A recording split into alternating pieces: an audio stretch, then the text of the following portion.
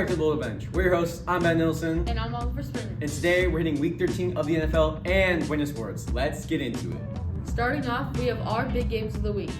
First, my game is the Broncos versus the Commanders, where the Broncos were able to win 27-26 in overtime after Washington fails to get the 2-point conversion.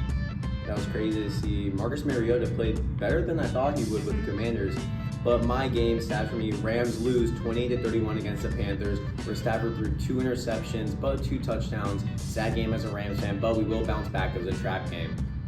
Yeah, luckily for the Rams, they have a pretty good record, so they can afford a couple losses. Next, we have the Eagles versus the Bears, where the Eagles lost to the Bears 24-15. That then puts the Bears on top of the division for the first time in a long time. It's great from the Bears. Seeing them on top of the NFC is crazy. It's been so long since that.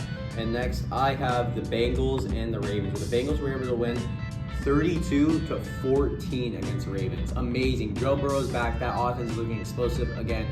Lamar Jackson having a little problem now, but he will probably be able to bounce back, and hopefully they'll have a good week next week. Yeah, it's great to see Jamar Chase and Joe Burrow just being able to connect, and it's great to see Joe Burrow out there playing like himself. Next, we have our big players of the week. Starting off with myself, I had A.J. Brown, who had a monster of a week.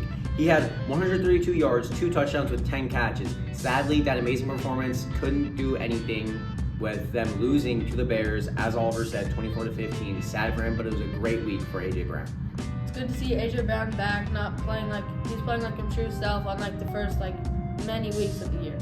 Next, for my big player, I have Rashee Rice, who had 92 yards and 2 touchdowns. It's great to see Rashee Rice back after he did miss 6 weeks because of his suspension. Next, I have Bijan Robinson, another amazing week from Bijan, who had 142 yards, 1 touchdown with a 6.2 average yards per carry. Amazing game for Bijan. It's just no more at this point for him. Yeah, Bijan's absolutely one of the most shifty running backs in the league, left, right, he just can't catch it. Next for me, I have Dak Prescott. He had 320 yards and 2 touchdowns. He did have an interception, but when you're throwing for that much with George Pickens and CeeDee Lamb, it's not hard to lose with that. Lastly, we have big NFL news.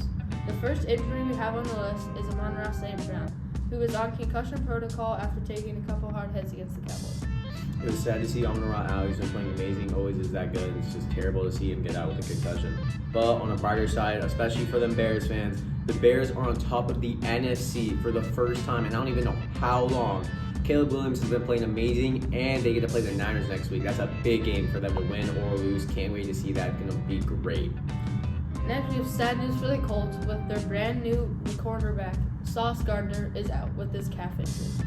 And now for your own Buena Sports. Sadly, a kind of bad week for Buena, but we can bounce back next week, hopefully, Bulldogs.